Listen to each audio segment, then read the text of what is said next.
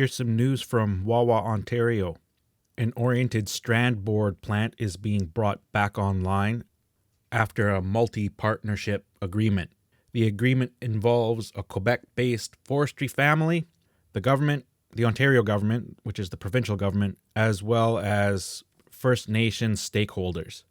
The oriented strand board plant in the district of Wawa, which is the Algoma district, that area is also treaty area. The Wawa area, the Michpicawton First Nation, are signatories to the Robinson Superior Treaty signed in 1850. The OSB plant will receive funding from the government in the form of $15 million in grants.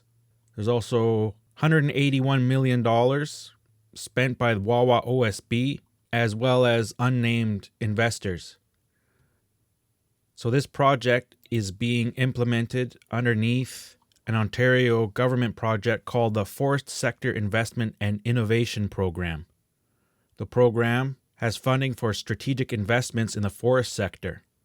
You got to be eligible, and you get a few $1 million if your project is eligible. These costs must be undertaken by for-profit manufacturers and processors of wood and forest biomass across Ontario, including sawmills, pulp and paper mills, secondary wood manufacturers, and bioeconomy projects.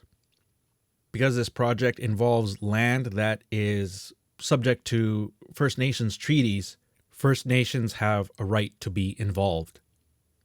These articles don't say how the First Nations communities will be impacted by this project. There is some assumption that there will be jobs available for First Nations people. The spin-off jobs, like construction, may be one of the unmentioned benefits because the First Nation of Michpicawton is in need of housing.